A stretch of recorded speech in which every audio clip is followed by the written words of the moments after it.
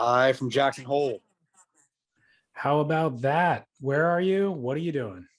in Jackson Hole for the Natural Selection Kickoff Tour. I mean, not the kickoff tour, the kickoff day of the 2022 Natural Selection Tour. Incredible. What is natural selection? Natural Selection is the thing that surfing only dreams of, David Lee Scales. It is Oh, tell me more. It is a big mountain snowboard competition.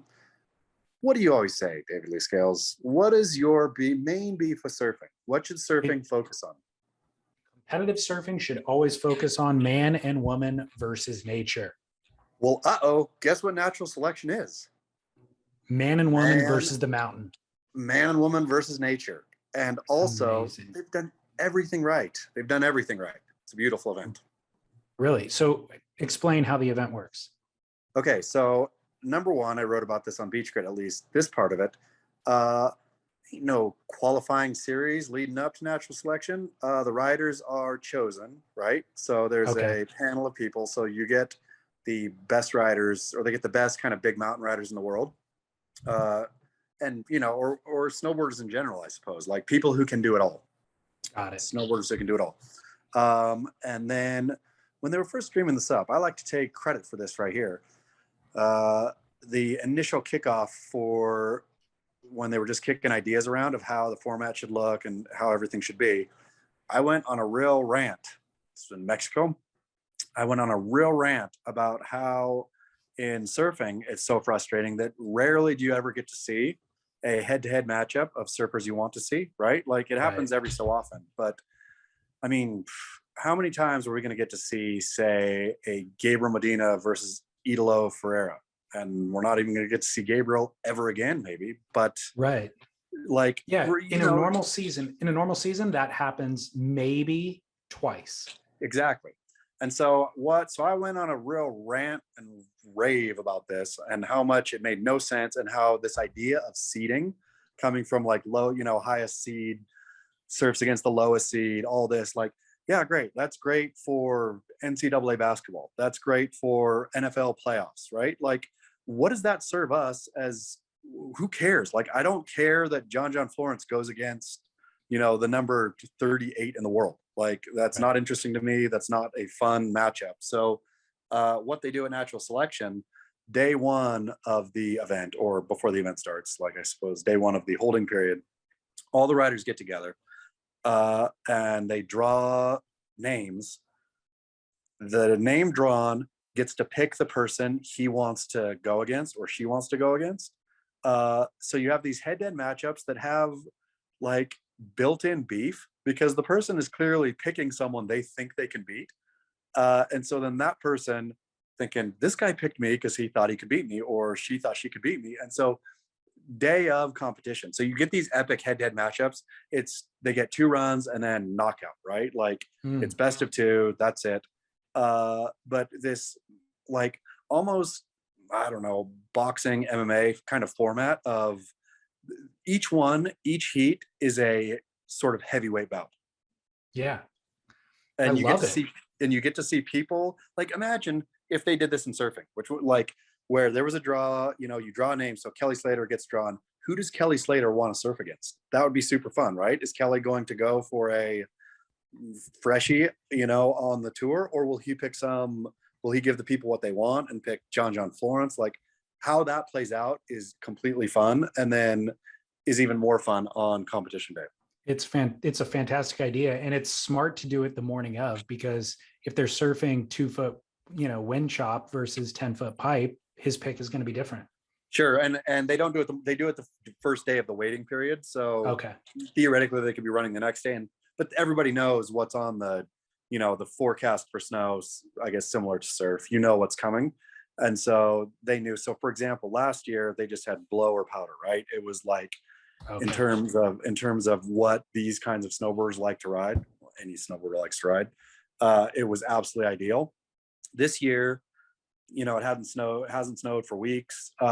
They carve the course out of the mountain and build features. There's some natural features, but some also kickers and stuff or not kickers, like, wooden features, but they protect it. Nobody's allowed to ride in there. So it's still untracked. But and no rider is allowed to hit the course before opening bell. And so they do a rider meeting up at the top where they fly a drone over, and you can the riders can kind of pick their lines mentally, but nobody gets to touch it. So it is untracked. The first person who drops in is the first person who has been there in weeks.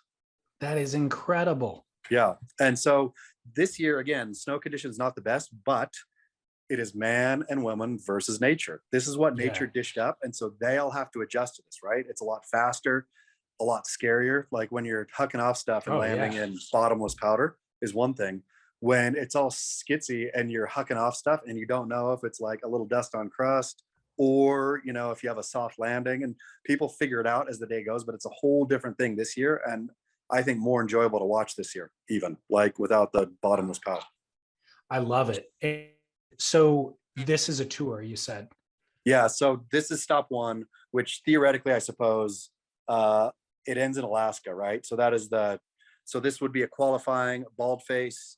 So half the field gets knocked out. Rest goes to baldface. I can't remember how many go to baldface. Baldface in Canada is the second stop. And then the third stop is Alaska, where I think it's only the top 3 men and 3 women, or maybe 4 men and 4 women. It's real limited in Alaska who gets to go. But yeah, so it kind of builds up to Alaska, but this Jackson Hole event, everyone's here. And how many people is everyone? I think the draw is finish in 2 days. I feel it's like maybe 16 guys and 10 girls or something. I could be. That's what we've advocated for the surf tour as well. That's the right number. It is a perfect amount where they start at 8:30 a.m. They're done at 3:30-ish p.m. It's banger action the entire day. And then day 2 will be tomorrow, and it'll be, I think, a bit shorter. They'll get through it a bit quicker, but it is exactly what you want. It's the time you want. It's never a dull moment, never a camera pull away just to nothing, where of course surfing, you know, has lulls and whatnot. Like there's no lulls in snowboarding, right. But still the idea of, they bang it out in 2 days, and it's a super fun 2 days. And who's funding this? Yeti is the title sponsor of this one. Red Bull was last year. I think Red Bull's still involved, but not as title. So Yeti is a title sponsor, and then they have like Backcountry, and there's a bunch of other sponsors, along with some investors. And there's cash money prize for the athletes. Cash money prize, but also this is the kind of stuff they want to ride.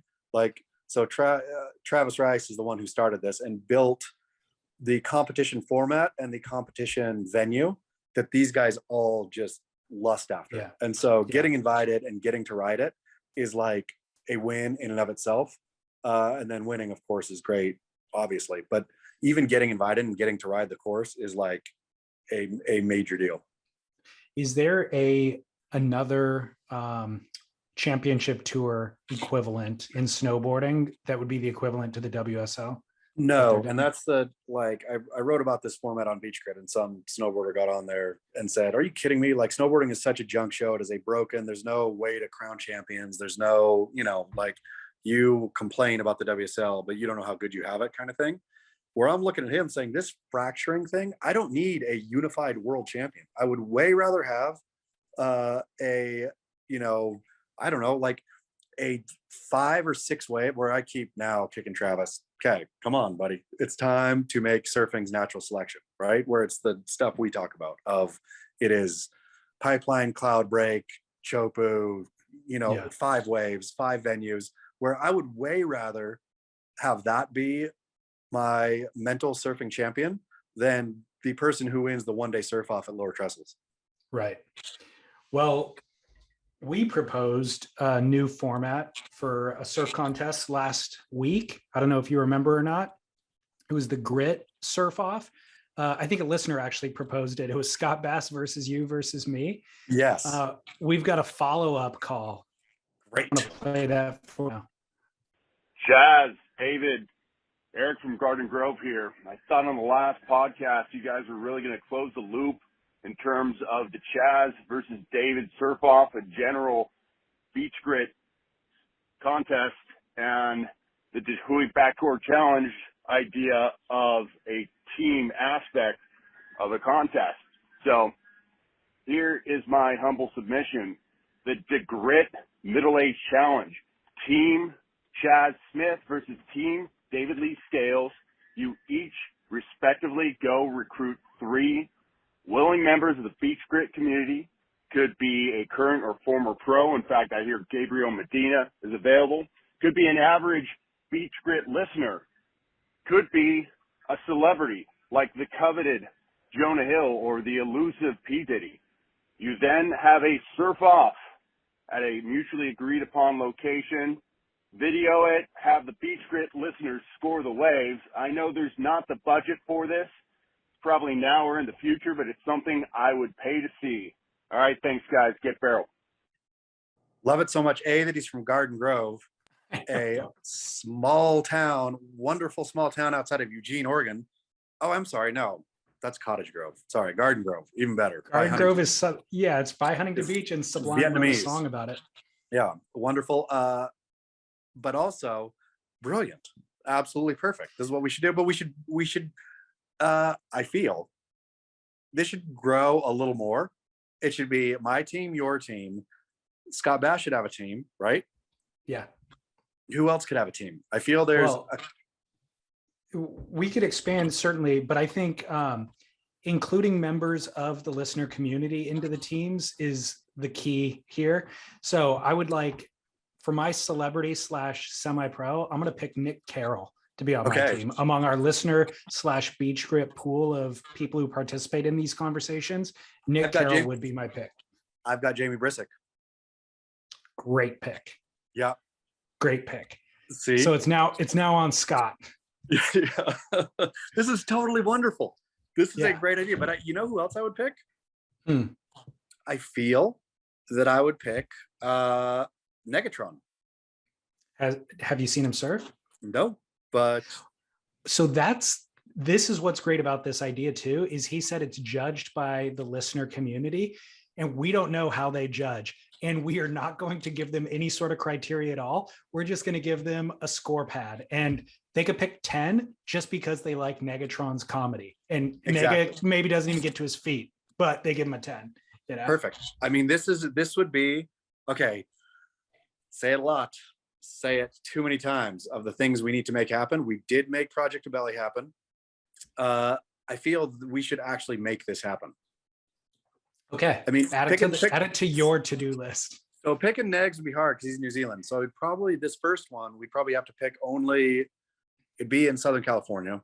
And so we'd have to pick Southern California adjacent or people who could get to Southern California surfers for the teams, right? Yeah, I suppose, until we can afford to do like a group trip somewhere. Sure. I mean, but the kickoff, the proof of concept,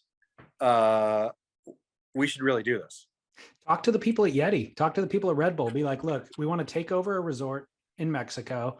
It's probably going to cost $20,000. It's not a crazy number. You'll absolutely get your value out of it in advertising, and we're going to do a surf contest. This is perfect. Listeners and listener adjacents. Would you? Yes. Which pro would you pick? That's Nick Carroll, right? I mean, does he qualify? I think Nick Carroll and Jamie Brisick are both ex-pros.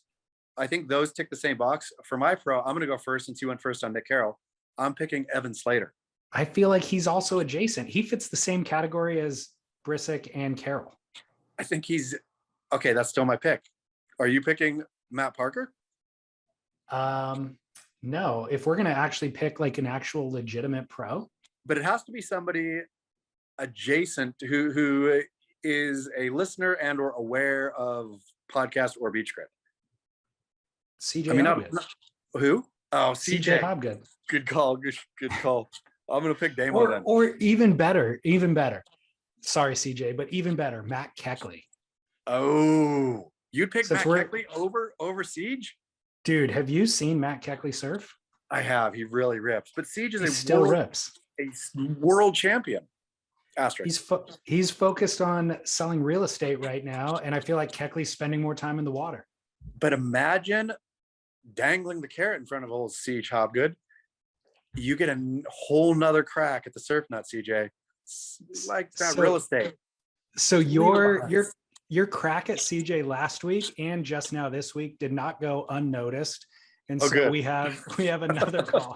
Hello, this is the secretary for CJ Hopgood. Please hold for Mr. Hopgood. Hey, Chaz, this is CJ. I'm just listening to the Grit from the 21st of January, and you said that you should have a Grit surf-off so that I, CJ Hopgood, could finally win a legitimate title. What is up with that, Chaz? Damn, dude, you're a salty dog. Scales, put a muzzle on that salty dog, bro. Defend yourself. I mean, it's just absolutely beautiful. I count CJ Hopgood's title as worthy as any other, but I feel, I don't know that CJ counts it as worthy as any other. CJ won his title in 2001. It was the 9/11 shortened season. So I think they had how many events? Five events. CJ surfed epically, could have won, but I feel that CJ did win. But I mean, could have won if they had the full 12 or 10 or whatever, right? But yeah, I think CJ himself needs to close the door on that. He needs to win the Grit surf off, so then he could say, "I actually am a world champion." A Grit. I knew I was, but now I am. CJ. I mean, obviously that was not CJ, that was somebody pretending, but CJ actually does call in this week as well. So I'll play his call for you later when we're talking about Survival League, because he has a suggestion for us. But before we get to that portion of the show, remember we also had that caller. Shoot, I got to get out of this window real quick. We also had a caller asking for proposal advice. Yes. All right. Well, that was a very, we got a lot of impassioned responses to that call. A lot of people want to give him advice. So here's another caller offering advice for that proposal. Hey guys, this is Scott from Huntington Beach. Boy, that Shukin character, he's usually spot on. This cart dog thing is a little strange, but he redeemed himself with a cigar joke. That's pretty rock solid. Reason for my call was this gentleman who's heading to the South Pacific for a couple months and potentially proposing to his girl. This is a golden opportunity for him to do two great things. One, set the standard on how you travel. Don't go super fancy and crazy and high end on every little thing. Scott Bass could really elaborate on this. You go low key, you keep it super simple, not spending a bunch of money on food, restaurants, hotels, bullshit like that. You're just keeping it super simple. The other thing is, put some time and effort into this proposal. This may be the only time you do it. Don't do it right away when you get to the airport. I'm sorry, David, do not shoot your load the first day. Let it marinate with her. Maybe even drop some funny hints along the way, using the word proposal here or proposal there, just funny stuff that only you will laugh at then. Let it marinate for a few days. I would say go closer towards the end of the trip. Put a solid 3 weeks in with her, roughing it, and then make the end of the trip a thoughtful execution. It doesn't have to be fancy. It could be super simple, but make it special for her. Don't mail that thing in, man. It might be a one-time deal. Not all of us are like David where we get two swings at this. Use this as an opportunity for you to set the travel standard and to make it very special for her. She might be 3 weeks in thinking, oh, what did I get myself into? This guy's eating fast food, sleeping at cheap hotels. And then you roll in 3 weeks at the end, bam, you do some really nice proposal and you stun her. Don't blow this. Thanks, guys. Shukin, I love your calls. Keep them up. What do you think, David Lee? I, first of all, don't appreciate his subtle attacks at me. Calling out my divorce. Don't blow your load early. What is that all about? I fully disagree with this guy, mainly because I'm responding to the personal attacks.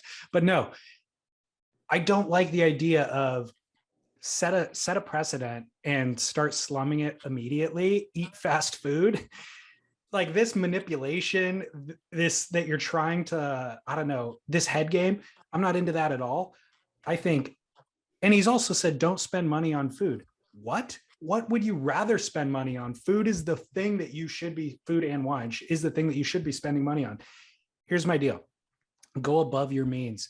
Have a blowout vacation, especially if you're in Bali. In Bali, you can afford to do it. It's not like you're in Monaco or something. So blow it out, have the time of your lives. And I don't think it's setting a precedent, but if it is, good. She'll hold you accountable and you will elevate your game to keep your woman happy. And so I'm fully okay with that. If I was left to my own devices, I would be sleeping on the sofa at a friend's house, eating chips off the ground. But I've had people in my life who hold me accountable, who want more for me, and then I elevate my game to honor those obligations. Especially in Bali, I think, I mean, I am no, you know me, David Lee Scales, I'm no slummer when it comes to accommodation and or travel. But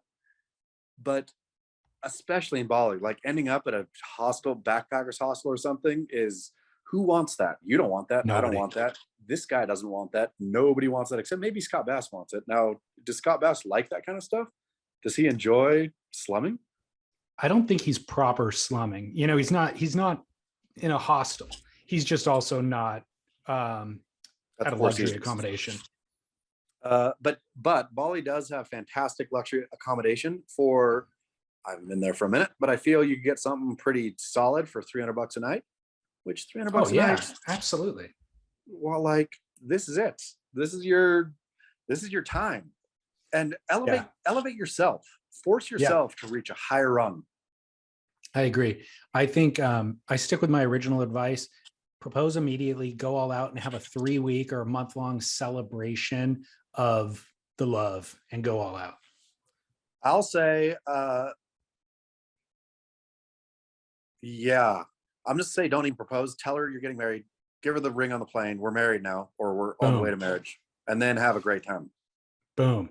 Done. Yep. All right. We got another phone call about Stab Magazine series that they're doing called The Pickup, which is weekly reports from the North David Shore. Lee, Chaz, pleasure to talk to you. Hey, like you guys, I'm loving the Stab coverage on the North Shore, The Pickup, whatever it is. I have one question. Why is Ashton always holding the surfboard? It's so awkward. It's so Val. It's so kook of the day. What are your thoughts?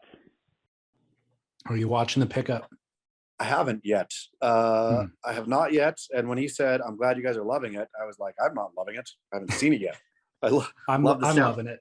Love that Stab is doing it, I suppose. Love that other people are loving it. But Ashton holds a surfboard because Ashton is, at his core, very insecure and a super tryhard. Ashton wants to be in this community with everything in his heart, right? And so that's it. So it's Ashton's surfboard, holding a surfboard. I saw that on an Instagram post that Taylor Paul, great guy, wonderful friend, Mikey Ciamarella. Who else was there? Did you see the picture? One of their other writers, Ethan Davis, and how am I missing the last one? Brendan Buckley. Brendan Buckley. All went out and surfed Waimea, right? Crazy. Great luck. Good for them. Ashton wasn't there, but Ashton's board was tagged. I think it was one of them was surfing. I think it was Ciamarella or one of them was surfing Ashton's board. So I feel that, back to Ashton, not that Ashton wouldn't surf Waimea. I don't know that he would or wouldn't, but Ashton wants to be part of something so deeply. I'm listening. That he cannot stop. So wanting something that much gets to be awkward when you're like, look at me, I'm on the in, I'm part of this. These are my friends. These are all my best friends. These are my surfboards. I'm a surfer. I'm in the middle of surf. I am surf centric. Gets awkward. It's very transparent. It is awkward and it's very transparent. And I think that's a number of people have identified this to me, and it's come through in different questions. like even Scott Bass, who often doesn't say an unkind word, or he'll dodge saying an unkind word. I asked him if he was watching the show, and he goes, no, he goes, I really tried to. I got like a few minutes in, and Ashton was cringeworthy. And so I just kind of shut it off because it was cringeworthy. And I told him it's worth persevering, and that Ashton's only a small part of the show. But I'm proud of Ashton. Like, he's achieved his goals in surfing. His goal was to become friends with a lot of these people and to write about surfing. And was editor-in-chief for that magazine, for Stab. And so he's living his dream, and he's surfing around the world. He's hanging out with all the people that he wants to hang out with. So good for him. But it's still, yeah, all that other stuff still is true, you know? I mean, I think it'd just be wise for him to pump the brakes on the visual. Like, you don't have to be or advertise forever that you're bros with everyone, that you're bros with all your heroes. Well, speaking of that image that you saw of those guys surfing Waimea, I DM'd Mikey and told him, I'm like, dude, I want to interview you on the podcast. There's plenty to talk about just in terms of what you guys are doing at Stab, but specifically, I want to talk about your experience surfing Pipeline, your experience surfing Waimea. Just give us like a first person, non-professional, but fully adequate and capable surfers account of what that is like. And especially with the crowds that are out there now and all that sort of stuff. And so we've had some back and forth, and we're going to try to pull it together in the next week or two. But I would love to hear from Mikey about that stuff. Yeah, totally. It's fascinating. Like, think about that, paddling out at Waimea. Like, even if you are he's a very good surfer. Even if you're a very good surfer, just the aura of that place, the energy of that place, and maybe you've surfed equally big waves elsewhere, but the energy of that place and the energy of the North Shore would be really intimidating. Completely. I mean, and just even the crowds out there, right? Like, yeah, it ain't, you know, a big outer reef thing where there's like 8 guys surfing. Like, you are dodging people, you are theoretically in the way of everyone. Like, yeah, I mean, attempting it, it's only hats off for me for those bros. I feel like it's also something that you do with a lot of gusto in your 20s and leading into your 20s, and maybe you're into your early 30s. But at this age, I don't know that I could muster the gusto to even really want to do it. But Tay Paul surfs Mavericks, right? And so you got him. Yeah. Buckley's a Charger. Ciamarella surfs really well, and I don't know anything about Ethan, but all those guys I feel are very capable. And of course, Taylor surfing Mavs, and, you know, most capable of big wave kind of stuff. So yeah, I mean, it clearly didn't seem like a jackass. Obviously, it wasn't like a jackass style stunt. Like, no. They all, Mikey got a good one. Yeah, they all went out and surfed Waimea. Yeah. Well, I'm going to do a quick tease of the surf stories this week, and then we'll do a deeper dive. But the big stories are reigning world champ Gabriel Medina withdraws from Pipeline and the start of the 2022 season. The additional rumor that just broke on Beach Grit is that the reason was that he is getting a separation or a divorce from his wife of 1 year. Yasmin. Bang, bang. This was a bang, bang, bang story. First, he was taking time off. Quick on the heels of that, he announced that he was taking time off because of mental issues, right? Or not just mental issues, but mental health, I should say. Like him feeling like he needed to take some time to figure that stuff out. And then right on the heels of that, this divorce, theoretically, from Yasmin, his wife, that really seemed like last year she was one of the reasons why he was relaxed and crushing it. Yeah. And so to see all of the wheels fall off, like, you never know what's behind the Instagram visage, but to see all the wheels fall off so quickly is, yeah, it makes me sad for Gabriel, to be honest.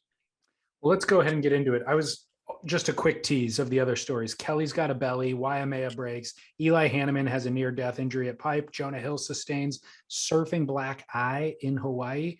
We'll get into all of that. But to do a deep dive into Gabe, he said, quote, I have emotional issues that I need. This was him addressing why he is withdrawing from Pipe in the beginning of the season, but not yet addressing the story with Yasmin. but he alludes to it. He says, quote, I have emotional issues that I need to deal with. Recognizing and admitting to myself that I'm not well has been a very difficult process. Choosing to take time to take care of myself was perhaps the hardest decision I've ever had to make in my entire life.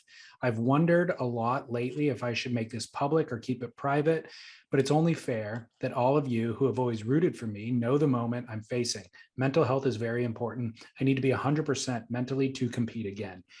And then Derek wrote the story for Beach Grit and said, now, Brazilian media outlet UOL is reporting the breakdown of Medina's year-long marriage to 33-year-old Sports Illustrated swimsuit model Yasmin Brunet, and that the pair are already living in separate houses.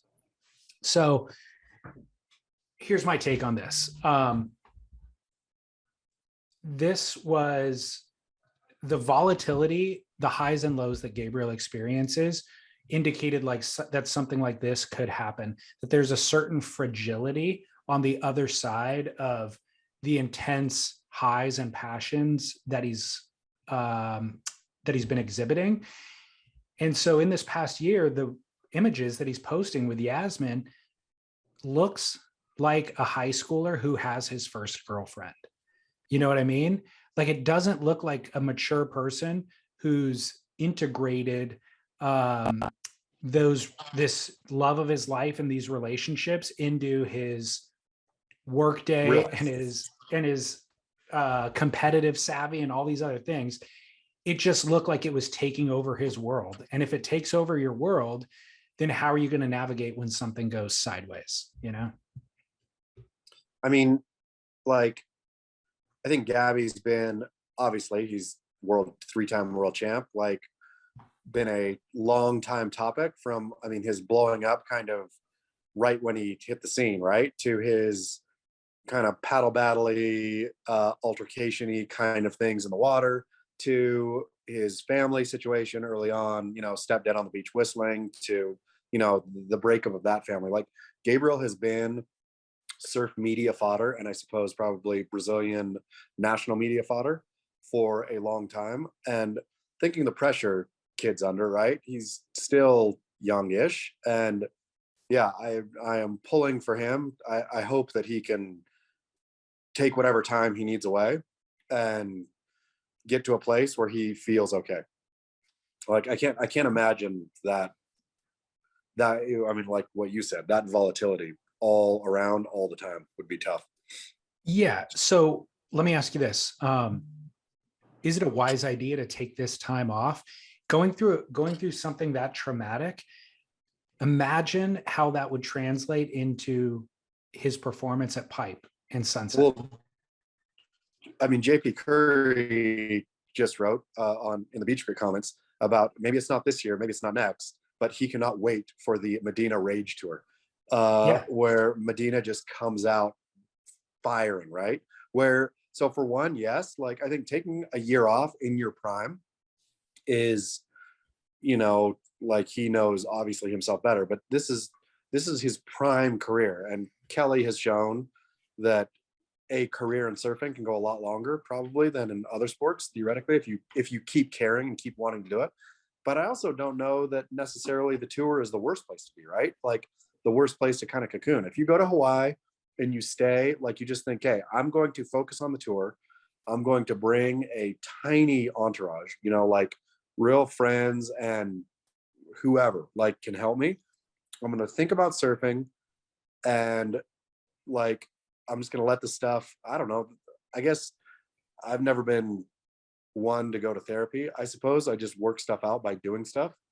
And so an opportunity to do stuff is, you know, I personally wouldn't want to do what Gabriel's doing, but obviously he's way different than me and knows himself better than I know him. And so, but I just don't know what you do. I always think that you go into this sort of vacuum where there's nothing driving you, unless you're like super, super serious about, okay, I'm going to, you know, visit my counselor every day. I'm going to work out. If he has some program that's built up, or a structure, but the sort of surf tour provides that structure naturally. So the only reason that he could justify, in my mind, staying home and away from the tour is if he and Yasmin are working things out. You know, if they're going to therapy together, or he knows that leaving right now will not be good for their relationship. And so that's why he's staying in Brazil. Fantastic. Go ahead, handle your business and come back stronger. But if he's just sitting in a cycle of self-loathing, or I don't know, or just going out and partying every night to drown. Yeah, if he ends up in Miami doing hookers and blow, you know what I mean? It's like a complete waste. Whereas I could see there being a productive version of that expensive energy at Pipeline, at Sunset. And so that's what I'd be curious to see. And actually wouldn't be surprised if he showed up at Sunset, if he self-loathes for a couple of weeks and then decides, what am I doing here? Here I come. And if not that, then like, I mean, imagine moving to somewhere super remote with a great wave, right? I mean, going to, I mean, who knows? Like, there's a ton of great remote surf places where you just go and surf every day and be remote, you know, not in and amongst tabloid stuff and around bad, not that he has bad influence around him, I have no idea, but, you know, not being around not Ronaldo, who's his soccer playing buddy? I forget. Oh, it'll come to me. It's Neymar Jr. Yeah. But what I don't know, like the vacuum, and again, I have no idea, maybe he's on a real strict program, but the vacuum of nothing can be filled very easily with stuff that is only going to make things worse. Totally. Well, commenter on Beach Grit known as Troll, formerly known as Jack Mehoff, wrote, quote, "Figures, chick takes a competitively ruthless male, coaxes out repressed issues, and turns him into an emotionally wrecked, sensitive little bitch, then dumps him because she wants a real man. Par for the course." That is a extremely harsh, but maybe accurate read on the whole thing. I mean, that's a pretty harsh view of women in general, I would say. But also kind of true in terms of not of women, but right, like you present as a alpha male to somebody, but really you have a ton of issues, then clearly, you know, that's not what they want anymore. Like, I like the take. It's fun. Yeah. Like it's also damning of Yasmin and like what her intentions are. But it's funny to think, like, oh yeah, I'm going to turn you into the lovable, take this, bad boy, turn him into a lovable, sort out all his issues. And in the moment he does, she's like, peace, I'm out of here. Seriously though, this is some great bad advice for all the listeners out there. When you first start dating, here we go. your person, right? They like the way you look, right? That's part of it generally. Like, I'm sure there's a bunch of people out there who just have great personalities and crap overall looks. But generally, whatever kind of danger is in your look, but you get married, that thing will get like whittled away. Stop listening to style advice, more or less, from your wife or long-term partner at some point. Like, take it into consideration sometimes, but if she says, cut your hair this way and you do it, you're asking to be Gabriel Medina. Agreed. You're asking to get Yoko Ono'd. Yeah. Yasmin Yoko Ono'd the WSL, basically. I mean, and that's all of us. Take it into consideration, but the idea of thinking, okay, this is the person I love forever, right? This is who I'm going to be with forever. The right thing to do is to listen exactly to what they tell me in terms of my physical appearance and the way I act at parties and all this stuff. To an extent, take that advice, right? If you're a stinking drunk at parties who run your mouth and your wife says, man, you know, when we were younger, I'd put up with that. And maybe I even thought it was funny, but now it's just super annoying. Take that with a grain of salt. But if she says, you know, like, I don't know, I think all of the advice from a significant other needs to be taken. It does not all need to be acted upon. So I'm thinking this through as you're talking. And if your female partner is fully mature and actualized, then she's not threatened by your behavior or anything that you're doing. I think the reason why people do that is they know what's attractive about you and what other women are attracted to. And so they're trying to take that edge off. They're like, you know what? You don't need to hit the gym, grow a little belly. You're fine with a little belly, you know, because then there's less competition for them. And then once you have that belly, she's realizing, God, all we do is sit on the sofa and eat ice cream. Yeah. And I'm not even attracted to him anywhere. Where's the passion? Where's the thrill? And so she's then kind of shot herself in the foot, but it was because she was feeling insecure or whatever and acting against her own best interest. Exactly. And speaking of little belly. Another big update. Kelly shows up in Hawaii. Would you like to read your headline or remember your headline for this article? I mean, like I'm putting Kelly, it was something about tan, rest, and ready. It's iconic Kelly Slater. Whoa, do you have it in front of you? I don't. No, I don't. It was something about iconic Kelly Slater looking tan, rested, and ready ahead of Pipeline, Bill on Pipeline Pro, signals possible 12th world title run. Have you ever seen Kelly looking more relaxed? And you know what happens when a guy who's done it all, had it all, is as relaxed as Kelly looked in that photo montage. I think I would worry more about Kelly now than if Kelly was just like cut to the nines. So I did not expect you to have this take on this story. We were sharing this photo a few days ago, and I expected your article to just be fat shaming Kelly for having a dad bod. And for those who haven't yet seen it, I'll post it on surfsplendorpodcast.com, but he's not fat at all. He looks human for once in his life, basically, is what it is. He has never looked that way that I've ever seen him before. Ever. But it makes me think, though, that Kelly is in a good space. Kelly is in a happy mental state where he's just going to go out and accidentally beat everyone. The good news is at Pipe he can. With that 20 extra pounds or 15 extra pounds, Kelly can still beat everyone at Pipe. At Sunset he can too. He's not known. I mean, he's admitted that he hates Sunset. He's not a Sunset competitor. Maybe all I want to put money on him there. Maybe all he needed was 20 extra pounds. Maybe. Well, is your fantasy pick still Jordy Smith? Sure is. I really thought about it. I thought hard. I don't see Jordy going out in the early rounds of Pipeline. Okay. With so you're sticking with it. I'm sticking with it. With Gabe Medina off now, right? Jordy's draw, I think, in his first heat is a tough one. I do believe it's Zeke Lau and Owen Wright. But it's a natural selection. This is professional surfing. There's no losers. You cruise right on. So all he's got to do is keep cruising. Okay, so he just showed up in Hawaii, first of all. So is that enough time to really get Pipe ready? No. That's what I'm thinking.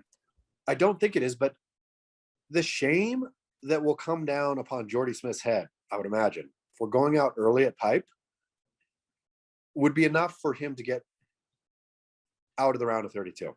Okay. In his first heat, he has Zeke Lau and Owen Wright. Yeah. So I feel like Owen, I would bet to win that heat. Zeke Lau, he's arguable. Like you could make a case for him or against him. So I don't know. It's just a gamble is all I'm suggesting. But I'm saying I'm getting Jordy Smith out of the way. Okay.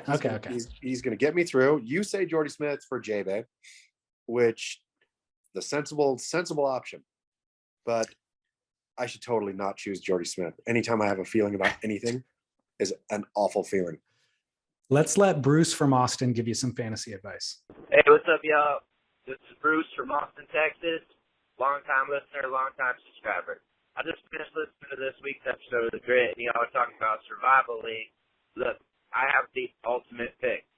This is a tier 1 operator that, look, David, I understand your theory right now. You're trying to pick the guys you think you're going to, is going to win every event.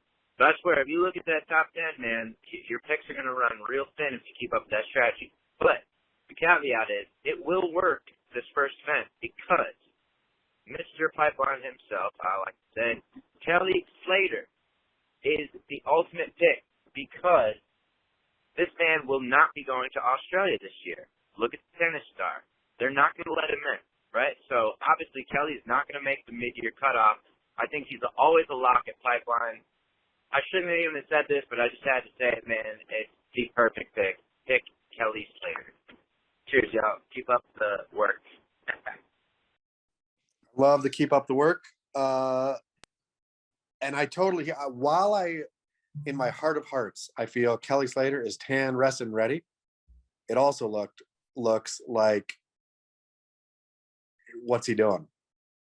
Looks like he's drinking a lot of beer, to be honest. So it's a funny take that he's tan, rested, and ready, but you're not going to put your money where your mouth is. Well, I'm real 50-50 on Kelly. Like, it's either his new silhouette either signals that he is going to do fantastic or that he's going out first round.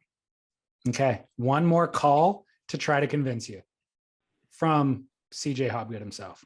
And Lou, Matty Lou, Survival League. You got one chance, one last chance to pick the GOAT. Pick the GOAT for Pipe. Who knows what's going to happen at Sunset? He doesn't show up to Australia, mid-year cutoff, and you missed your only chance in the history of Survival League. Last chance to pick the GOAT. Buy the dip. Outro.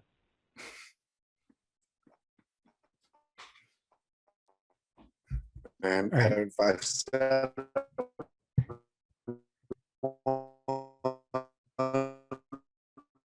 Hold on. I'll say it 1,000 times. When I make the... You're frozen. Oh, but we're back. Time out. Okay, yes. Time in. I didn't hear anything after that call, so pretend like the call just ended. When the narrative scripted Hobgood film is made, not the doco, not 2 If by Sea, which is a phenomenal documentary, not that one. The scripted doco, the scripted feature is made, and Matthew McConaughey is cast as CJ Hobgood, even though he'll be 40 years too old. It'll be the greatest casting in history. I heard you say that before, and it never resonated until I listened to that call. And I was like, oh my gosh, this is a Florida twang on a Matthew McConaughey. It totally is. And CJ might have gotten me. This would be worth going out the first round to bet on Kelly for the last time you could ever bet on him. Theoretically. Agreed. So are you going to change your pick to Kelly? Hell no. This whole segment was for me to try to get everybody listening to pick Kelly so that when he loses, we clear the field and I'm the last man standing. I'm going to give this, Pipe is but one day away, theoretically, right? Yep. What's the forecast looking like? It looks like they're going to run on opening day, but I don't know beyond that. I'm going to really have to sit tonight with my thoughts and really ponder out a strategy here. Okay. Yeah. Good luck. Thank you. Wish you the best of luck and definitely pick Kelly. Yeah. So we got a couple injury updates, then we'll go to commercial, then we'll go to Barrel or Nah. Injury updates: Kolohe Andino cops a slap, then a punch. Eli Hanneman narrowly, he has a near-death kind of wipeout, which is crazy. And Jonah Hill gets a black eye, and we're going to speculate on how and why. But let's start with Kolohe Andino. What is the story with Kolohe Andino? Kolohe Andino, I heard from a fantastic source, an impeccable source even, that this just in, Kolohe Andino challenged a local to a fight, and after dropping in on him, I think, or got dropped in on, challenged a local to a fight, got knocked out and then disqualified because of WSL rules or whatever of no fighting, right? I think you might be covering your speaker on your phone or your microphone. Can you hear me now? Yeah, that's fine. We could hear the other two. It's just muffled. You can continue. Okay. Impeccable source. So I thought, this is a hot one. This is a hot take. let me first reach out to the WSL. So I reached out to the WSL, got I haven't heard this yet, but I don't hear everything back from them. So then I thought, okay, let's go to Kolohe Andino himself, and got the who's this wrong number. When I texted, hey, just heard this, right? Heard what heard that you dropped in on somebody or got dropped in on whatever it was, challenged somebody to fight, got knocked out, and then got disqualified. I got the who's this, wrong number kind of thing back. And I was like, oh. And then I said, really?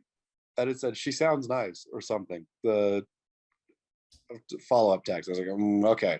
So all out there, gave everyone an opportunity, ran the story. Rumor, of course. Got hit back from Kolohe within 30 minutes of the story being up. Chaz, why did you do that to me? Why didn't you stick and answer your text appropriately? But yeah, Kolohe is So you had the right text number the first time. Yes. He just pretended like it wasn't him. Yes. And so that one was on him, I felt, but I don't know if he was laughing. I was laughing. And so then wrote the follow-up story, which he told me the story was that he got burned, hooted, got slapped, got punched, and didn't do anything. And so not disqualified. So that is from the brother's mouth. So somebody burned him and he hooted at that someone, and that someone slapped him for hooting at him? Yep, slapped and then punched him. So I don't know if they were on the sand. And then Chloe said, I left. So they must have been on the sand. I left. He went back out to surf some more. Do you know who the offending local was? Sure do. Who is it? Ain't sand. Dang it. Yeah. It's a known. No, not a known. Not a Okay. well-known. Yeah. Okay. And I'm curious, is this the type of behavior you would expect from this local? Again, the local is not well known, so I have no idea what to expect or not expect from this particular local. Can you trust this local's judgment to lay down the hand of the law when needed? Well, here's the funny thing. I don't know. The local is obviously Hawaiian or lives on Hawaii.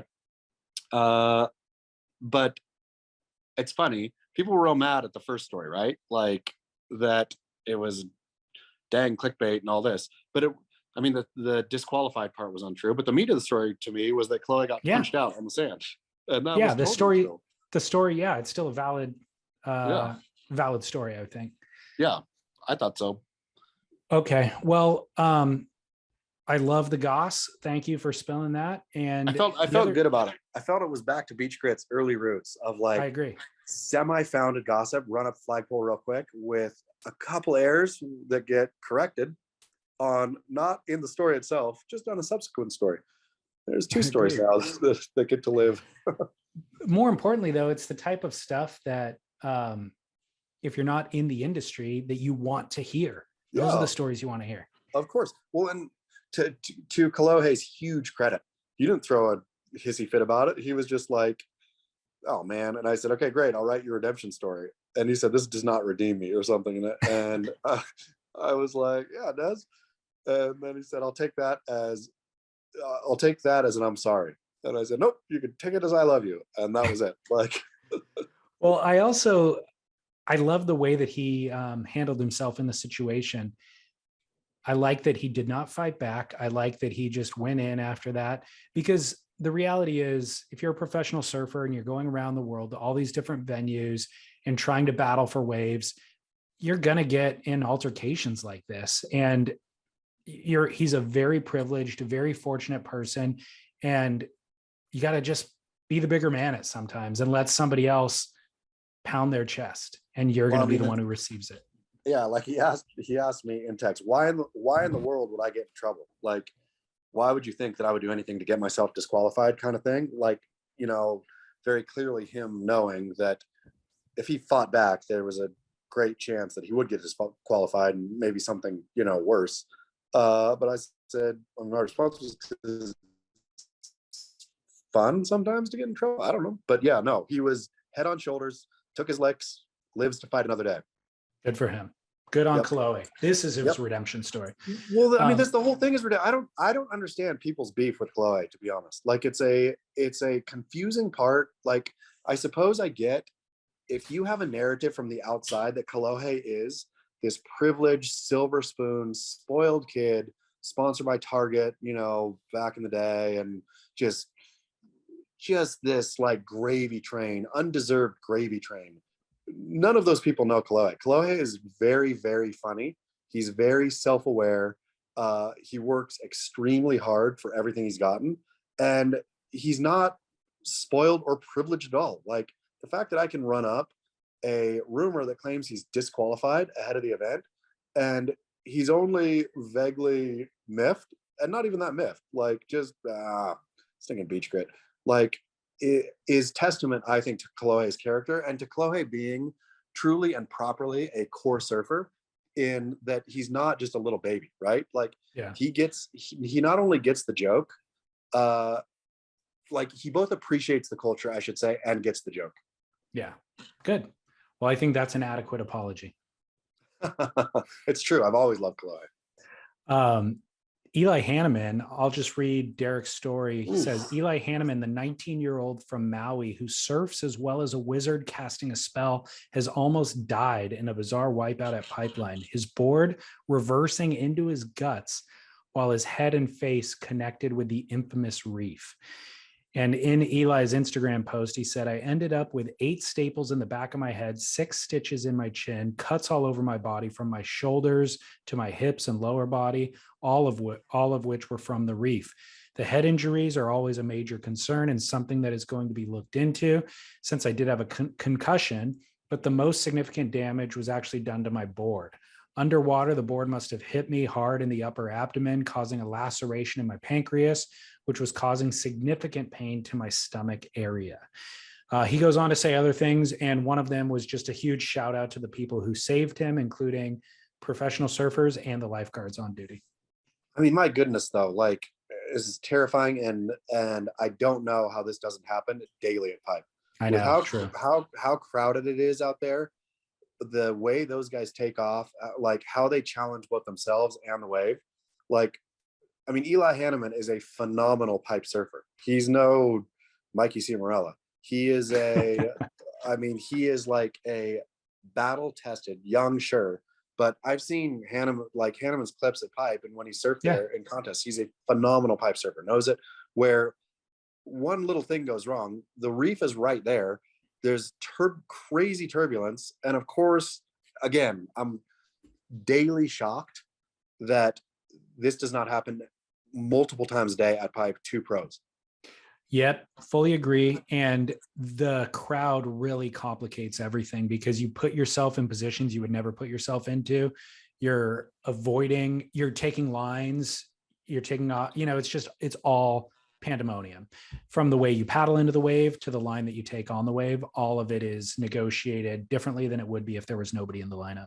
I mean, it is absolutely, and thank God that Eli seems to be okay, and like Kolohe will live to fight another day. But man, shout out to everybody on hand, though, because when we see this go down at Pipe, there is always a crew of 6 people who are super fast to respond, put themselves in peril in order to get the person to the beach. So and also build in themselves the requisite knowledge of how to save somebody, right? Like, I feel these guys know CPR and know how to drag somebody out, and know how to all this stuff that they learn that to help others, which is, if you were watching Stabs the Pickup, I think in episode 3 or 4, they did a little segment with the North Shore lifeguards on how to pull somebody out of the water and what methods to use so you don't like mess up their spine because it could be a back injury. All sorts of little tidbits like that.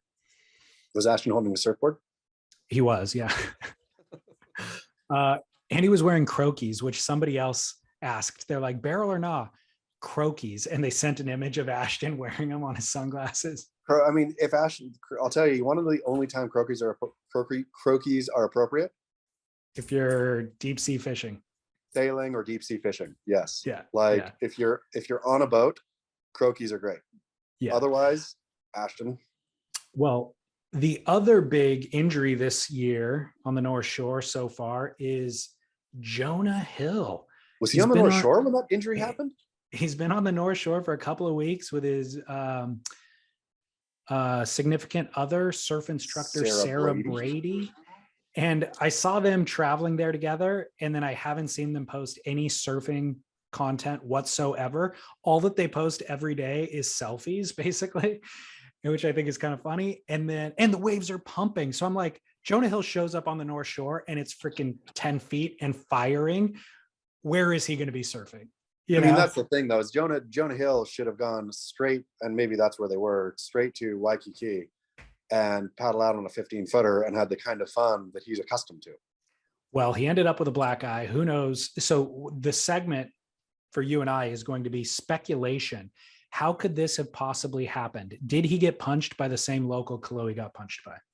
No, I think that Jonah Hill would not put himself in position, any position, to get punched by a local. A, you have to be either surfing somewhere, localized, or B, going places where people are getting wasted and, like mixing it up. Where Jonah, I'm sure, I wouldn't imagine he has a security detail, but I'm sure he's very, very private and very, very careful, and he's not mixing it up. Okay. Let's say that. Option number 2. Did he receive this black eye by cracking the end section of a wave and the board slipped off his foot and smacked him in the face? No, because Jonah gets up one knee at a time. Like, best option is he smacked himself with his forward knee when his backward leg was laying supine on the board. Okay, that's an option. This would be 4 then. Paddling, you go to get up and your hands slip off the rails where there's no wax, and he smacked his face right into the board. Hard to cop one black eye. I could see you going straight down and breaking your nose and getting 2 black eyes doing that. Okay. But it would be real hard to hit your one eye cavity on the board. Okay. Option number 5.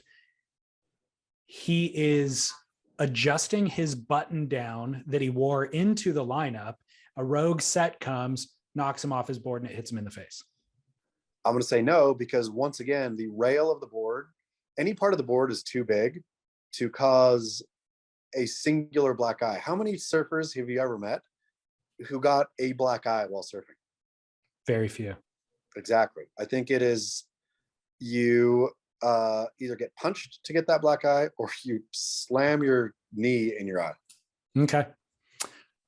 Knee it is. I was going to say back to the soft top for Jonah, but you're right. The knee it is. The knee is the culprit. I skimmed Derek's story. Did Jonah specify that it was a surfing injury? Yes. Oh, he said it's from his surfboard. Yeah, from his surfboard. That's what he says. I mean, show me how a surfboard can cause a black eye. One black eye. Like, I mean, I suppose he's only ever surfed like real round nose, either longboards or soft tops, right? So maybe he got on a pointier shape and like was paddling out, lost control of the board, leash sprung back, and tip of the board kind of didn't really slam him in the eye, but like bonked his eye. Yeah. I don't know. It's very suspect, but I do know one thing is true. When it happened, he was so thrilled to have a surfing related injury. I mean, for absolute sure. Do you think he and Sarah Brady went out to the North Shore is he filming Jerry Garcia out there, or did he go out to watch the big surf? Like, is he so caught up? Okay. So yeah, he's caught up in surf culture. Is Jonah's relationship with surfing, because this seems like a little bit like Gabriel and Yasmin, where it's an unhealthy kind of immature relationship dynamic. Is Jonah and surfing going to break up, or are they lifers? Yeah, no, we've already discussed this, that he did this with skateboarding. Came in, faked like he was loving the culture. Ultimately, he was pilfering the culture to make a mediocre movie about it. Same thing's going to happen with surf. I obviously don't follow Jonah Hill on Instagram, but or don't until his surf foray. But was he like posting all kinds of skate stuff before? We've probably I don't already think talked about this. I don't think that social media was or Instagram wasn't such a big part of everybody's life when he made that movie. But yeah, I got emails from listeners saying, dude, when he got into skating, and they sent me images like paparazzi photos of him walking down the street holding a skateboard, wearing like big, wearing all the clothing and attire to pretend like he was a skater. Yeah. Well, the breakup is going to be really harsh for Beach Grit. I'll tell you that. And the Beach Grit readers. Definitely. Okay, well, that's all we got in injuries. Let's go to commercial and we'll come back with everybody's favorite segment. Let's do it. All right, Chaz, we are in the commercial segment of our show. It is AG1. It is athleticgreens.com/surf. I just want we'll keep it short and sweet. Give me the top 3 things that you love about athleticgreens.com/surf. I love the way it makes me feel. I love its ease. And I love the mental feeling I get from knowing that I'm actually doing at least one thing. And sometimes that's the only thing, let's be honest, that I do for my health each and every day. But at least I did that one thing. And it was so easy. Did it aid in your recovery of your hangover yesterday? It sure didn't, because I didn't bring any AG1. And my hangover yesterday was so harsh that nothing but straight vodka could bring me out of that thing. Brutal. Yeah. Why was it so much worse than normal? Did you just go that much harder the night before? No, that's the way. It's elevation for one. Yep. And then I just wasn't thinking. Like, I did a couple of Negronis, après, right? I mean, this is what surfing doesn't have that snowboarding does have, skiing does have, which is the greatest thing ever, is the idea of après. You don't, I mean, you ski enough. Like the 4 o'clock après, right? Where everybody shows up at, this lobby or that bar or that whatever, and everybody has a couple cocktails, couple snacks, talk about the day. So much fun. So après led straight to dinner. So Negroni led straight into white wine, which led straight into the Continuum Hotel, where to an apartment where I got mixed vodka soda, which led straight into the Continuum Hotel, where I met with Matt Barr and Owen Tozer. Matt Barr from We Look Sideways podcast. Yeah. Great guy. And for some reason, I chased that with a couple beers. So it wasn't even super overkill. It was bad mixing. Yeah. At altitude. Brutal. Yeah. Man. Okay, well, athleticgreens.com/surf could have saved you all of that hassle. Would have saved me. I would have been just fine had I had I should have brought my travel packet. It slipped out of the bag last second. Never again, David Lee Scales. I will always have my travel pack of AG1/surf. I emailed them earlier this week. They're sending you a 6-month supply, so you will not run dry anytime soon. Thank you so much. Good thing they have it on hand with their new $1.6 billion valuation. Boom. That's growth. That's success. That is proof. All thanks to a humble little podcast called The Grit. There you go. athleticgreens.com/surf. Seriously, in all seriousness, it really is oddly life-changing. All right, Chaz, we are back. For those who are subscribers who opt to listen to the ad-free podcast feed, they're really screwing themselves. That was a banger of a commercial. I mean, a good one. Lots of stories about getting drunk. All right, so barrel or nah, spray tanning. Oh, obviously it's nah.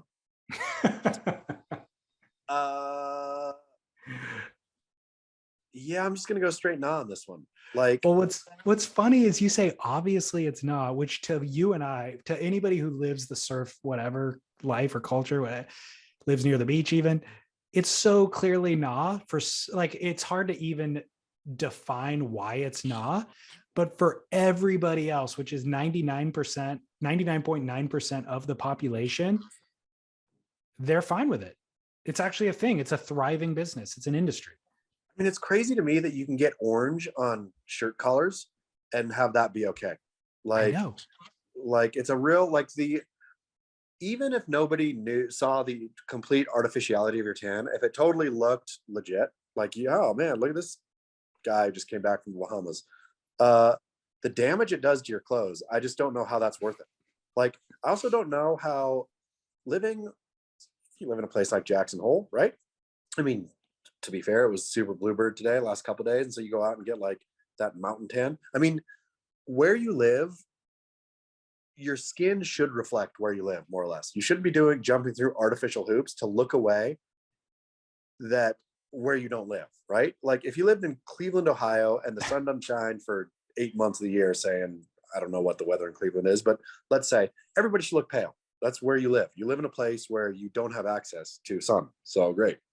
I know. The thing is, though, every episode we offer tips or reveal things about our personality that are completely based in vanity and don't make any sense, or there's no rationale for why we should do it.